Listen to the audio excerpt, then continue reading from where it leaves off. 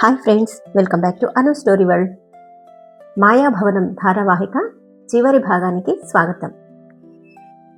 ఇంతవరకు జరిగిన కథలో మాయాభవనం నుంచి తప్పించుకున్న యువరాణి విద్యావతి, మహేంద్రనాథుడు సాయంకాలానికి కొండ పాదతలంలోని ముని కుటీరాన్ని చేరుకున్నారు. వారిని చూసి సంతోషించిన ముని తన వృత్తాంతాన్ని తెలియజేశాడు. ముని తన పినతండ్రి జితేంద్రనాథుడని మహేంద్రనాథుడు గ్రహించాడు. ముగ్గురు సంతోషంగా వీరగిరి రాజ్యానికి బయలుదేరారు. ఆ తర్వాత ఏం జరిగిందో ఇవాళటి కథలో చూద్దాం. యువరాణి కనిపించకుండా పోయి 2 వారాలు గడిచిపోయింది. ఇంకా ఆమె జాడ తెలియకపోయేసరికి రాజు ప్రస్తుత గ్రహస్థితి ఎలా ఉందో తెలుసుకోవడానికి వాచస్పతాచార్యులను పిలిపించాడు.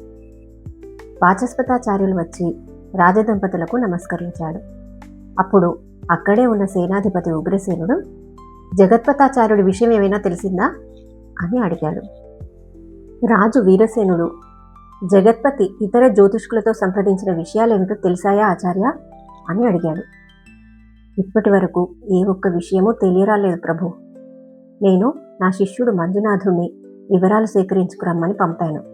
అతడు రేపో మాపో రాగలడని ఆశిస్తున్నాను. యువరాణి జాతకం ప్రకారం ఆమెకు ఇప్పుడు శుభ సమయం ఆసన్నమైంది. గ్రహబలం ప్రకారం ఆమె ఈ పాటికి రాజధాని నగరం చేరుకుని ఉండాలి. ఒంటరిగా కాకుండా ఆమె మరిద్దరితో పాటు వస్తూ ఉండాలి అన్నాడు వాచస్పతాచార్యులు. మంచి మాట చెప్పారు ఆచార్య. నా బిడ్డ క్షేమంగా వచ్చి చేరాలని భగవంతుని ప్రార్థిస్తున్నాను అంది రాణి వజ్రేశ్వరీదేవి.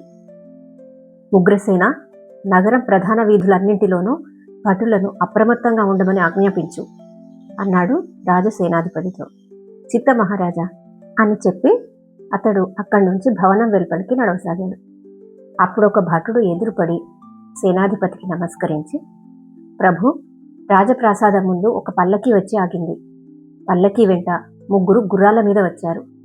వారిలో ఒకడు రాజదర్శనం కావాలని కోరుతున్నాడు అని చెప్పాడు. అతని పేరేమిటో చెప్పాడా అని అడిగాడు సేనాధిపతి. లేదు ప్రభు, చూడడానికి ఏదో రాజవంశానికి చెందిన వ్యక్తిలాగా ఉన్నాడు అన్నాడు భటుడు. పల్లకీలో ఎవరున్నారో చూసావా అని అడిగాడు సేనాధిపతి. లేదు ప్రభు, తెర అడ్డుగా ఉంది అన్నాడు భటుడు. సరే వెళ్ళు, నేను ఇప్పుడే వస్తాను అని చెప్పి సేనాధిపతి లోపలికి వెళ్ళి ఇంకా జ్యోతిషాచార్యులతో మాట్లాడుతున్న రాజదంపతులకు సంగతి చెప్పాడు. వెంటనే రాణి వజ్రేశ్వరీదేవి, ప్రభు, పల్లకీలో మన కుమార్తె ఉందేమో. ఏ రాకుమారుడో ఆమెను రక్షించి తెచ్చి ఉండవచ్చు. రండి వెళ్ళి చూద్దాం అంది ఆతృతగా. వచ్చింది మన కుమార్తె విద్యావతి అయినట్టయితే ఆమె ఇంకా ఎందుకు పల్లకీలోనే ఉంటుంది? రాజభవనం ఆమె కొత్త కాదు కదా, ఈసరికి లోపలికి వచ్చి ఉంటుంది కదా అంటూ రాజు ఆసనం నుంచి లేచాడు. 3 సేనాధిపతి వెంట భవనం వెలుపలికి నడవసాగారు. వాళ్ళు భవనం సింహద్వారం చేరేసరికి పల్లకీ దించబడి ఉంది. గుర్రాల మీద వచ్చిన 3లో ఒక వ్యక్తి గుర్రం దిగి లోపలికి వస్తూ రాజుకు నమస్కరించాడు. రాజు నువ్వు అని అన్నంతలో అతడు అడ్డుపడి, హిమగిరి రాజ్యాన్ని పాలించిన త్రిలోకపతి మనవణ్ణి అన్నాడు.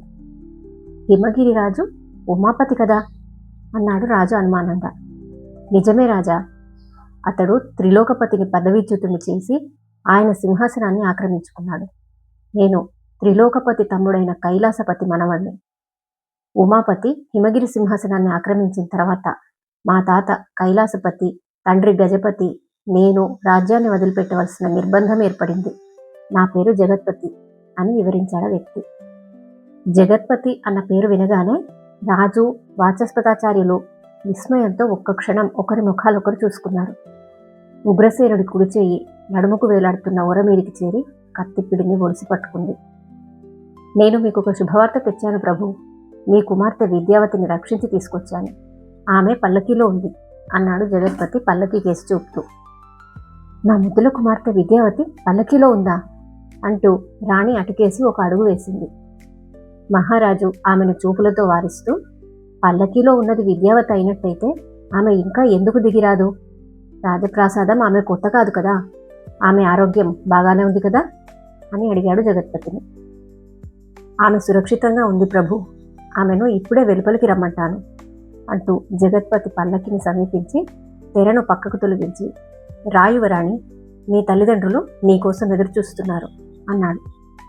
పల్లకిలో కూర్చున్న మాలిని తనను ఎవరో యువరాణి అని సంబోధించడం విని ఉలిక్కిపడింది. యువరాణి, త్వరగా వెలుపలికి రా, నిన్ను చూడటానికి నీ తల్లిదండ్రులు తప్పించిపోతున్నారు అని హెచ్చరించి జగత్పతి రాజదంపతులు ఉన్న చోటికి నడిచాడు. తెర తొలగించుకుని వెలుపలికి వచ్చిన మాలిని బెదురుతూ దిక్కులు చూస్తూ అడుగులు వేయసాగింది. దూరం నుంచి చూడటానికి తమ కుమార్తెలాగే ఉన్న ఆ యువతి చూపుల్లో అంతటి బెదురు ఎందుకు వచ్చిందో రాజదంపతులకు అంతుబట్టలేదు. సేనాధిపతి ఒక్క ఊపులో ముందుకు దూకి జగత్పతి చేయి పట్టుకొని, ఆ యువతి యువరాణి విద్యావతి కాదు, నువ్వు పొరబడినట్టున్నావు అన్నాడు. ఆమె యువరాణి విద్యావతి, అందులో సందేహం లేదు అన్నాడు జగత్పతి. ఆ విషయం నీకెలా తెలుసు? యువరాణిని ఇంతకుముందు ఎప్పుడైనా చూశావా అని అడిగాడు సేనాధిపతి.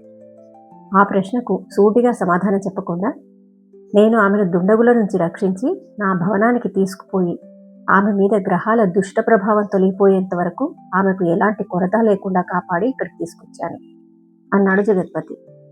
యువరాణి మీద గ్రహాల దుష్ట ప్రభావం పడిందని నీకెలా తెలిసింది అంటూ వాచస్పతాచార్యులు ముందుకు వచ్చి జగత్పతి మరొక చేతిని పట్టుకున్నాడు. ఆ విషయం నాకు జ్యోతిష పండితులు చెప్పారు అన్నాడు జగత్పతి. నువ్వు ఇన్ని రోజులు కనిపించకుండా పోవడానికి కారణం ఇదా?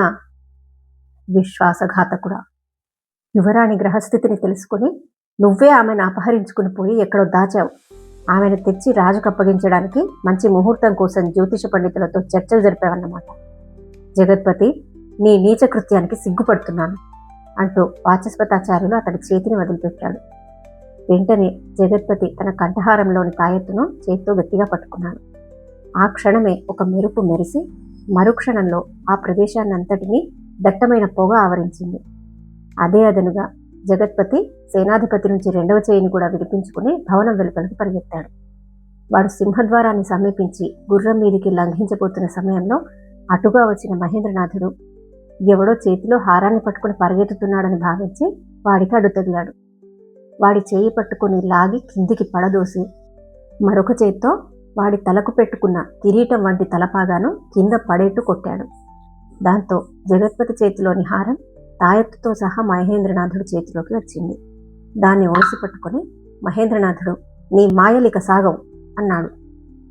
అంతలో రాజదంపతులతో సహా అక్కడికి వచ్చిన వాచస్పతాచార్యులు, ఆ దుర్మార్గుని పట్టి బంధించండి అని ఆజ్ఞాపించాడు. వెంటనే భటులు జగత్పతిని పట్టుకుని పిడరెక్కలు విరిచి బంధించారు. అప్పుడు సేనాధిపతి మహేంద్రనాథుని గుర్తించి, నువ్వు వచ్చావా? ఆ దుర్మార్గుడిని పట్టుకోవడానికి సహాయపడింది నువ్వేనా? శభాష్! యువరాణి ఎక్కడుందో కనుగొన్నావా అని అడిగాడు. ఇక్కడే ఉన్నాను మామయ్య అంది యువరాణి విద్యావతి. ఆ మధుర కంఠస్వరం వినిపించిన వైపు తిరిగిన సేనాధిపతి మునికుమారులా ఉన్న విద్యావతిని చూసి నవ్వుతూ, ప్రభు, విద్యావతి తిరిగొచ్చింది అన్నాడు. వచ్చావా తల్లి, క్షేమంగా ఉన్నావు కదా అంటూ రాణి ఆనంద భాష్పాలతో యువరాణిని కౌగిలించుకుంది. విద్యావతి, ఏమిటి వేషం అంటూ రాజు ఆమె తలను ఆప్యాయంగా నిమిరాడు. ఇంతలో మాలిని వచ్చి యువరాణికి నమస్కరించింది. పల్లకిలో వచ్చింది నువ్వన్నమాట అన్నది యువరాణి నవ్వుతూ. తర్వాత మహేంద్రనాథుడు రాజును సమీపించి నమస్కరించి, నేను తలపెట్టిన కార్యంలో విజయం సాధించాను మహాప్రభు. యువరాణిని వెతికి తెచ్చి మీకు అప్పగించినందుకు నాకెంతో ఆనందంగా ఉంది. ఆ కార్యం సులభం కావడానికి అదృష్టవశాత్తు మార్గమధ్యంలో మా పినితండ్రి ఆశీస్సులు కూడా లభించాయి అంటూ పక్కనే మందహాసంతో నిలబడి ఉన్న మునిని చూపించాడు. రాజు ఆశ్చర్యంగా మునికేసి చూశాడు. వీరు మా పినితండ్రి మహిమాపురికి చెందిన జితేంద్రనాథుడు. సన్యాసం స్వీకరించారు అన్నాడు మహేంద్రనాథుడు. దేవి ఆలయ దర్శనానికి వచ్చినప్పుడు రాజు వీరేంద్రనాథుడిని చూశాను. ఆయన శత్రువులకు పట్టుబడి మరణించాడని విన్నాను. మీరు అన్నాడు రాజు. మా అన్న సురేంద్రనాథుడు యుద్ధంలో మరణించాడు. అప్పుడు శిశువుగా ఉన్న మహేంద్రనాథుడు, అతని తల్లి, నేను మహిమాపురి రాజ్యాన్ని వదిలిపెట్టాము. కొన్నాళ్లకు నేను సన్యాసం స్వీకరించాను. యువరాణిని వెతకడానికి వచ్చిన మహేంద్రనాథుడు దైవవశాత్తు నాకు తటస్థపడ్డాడు. అతడే మహిమాపురి రాజ్యవారసుడని మీకు తెలియజేసి అతని తల్లికి క్షమాపణలు చెప్పుకుని వెళుదామని నేనొచ్చాను అన్నాడు ముని. మంచిది, ఆమె మా రక్షణలో సురక్షితంగా ఉంది. ఇప్పుడే పిలిపిస్తాను అన్నాడు సేనాధిపతి.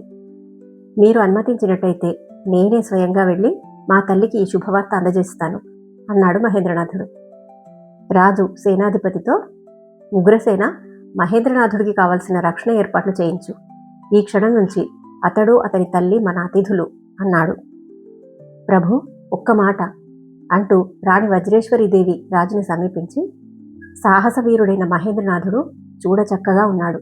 మన కుమార్తెకు తగిన వరుడని భావిస్తున్నాను అంది. ఆ మాటలకు అక్కడి వారందరూ ఆనందం చెందారు. మహేంద్రనాథుడు చిన్నగా నవ్వుతూ యువరాణి కేసి చూశాడు. ఆమె సిగ్గుతో తల వంచుకుంది.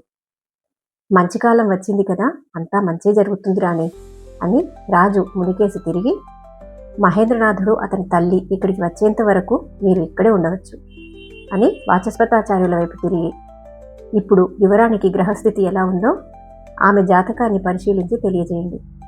రండి, అందరం లోపలికి వెళ్ళి కూర్చుని మాట్లాడుకుందాం అంటూ రాజభవనం లోపలికి నడిచాడు. రాజుకు ఒకవైపున రాణి, యువరాణి, ఆమె వెంట పరిచారిక మాలిని, మరొక వైపున వాచస్పతాచార్యులు, ముని నడిచారు. సేనాధిపతి ఉగ్రసేనుడు మహేంద్రనాథుడి భుజం తట్టి అభినందిస్తూ, నీతో పాటు నేను వస్తాను. నీ వంటి సాహసవీరుని కన్నా ఆ తల్లి ధన్యురాలు.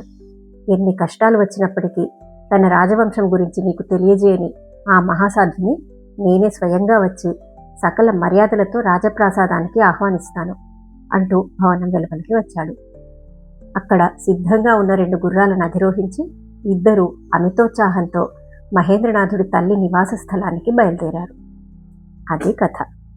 కథ అలా సుఖాంతమైంది. మాయాభవనం ధారావాహిక ఇంతటితో సమాప్తం. ఈ ధారావాహిక 13 భాగాలు విన్నవారికి ప్రత్యేక కృతజ్ఞతలు. ఇంకా ఇలాంటి మంచి మంచి కథల కోసం నా ఛానల్ని సబ్స్క్రైబ్ చేసుకోండి. Thank you.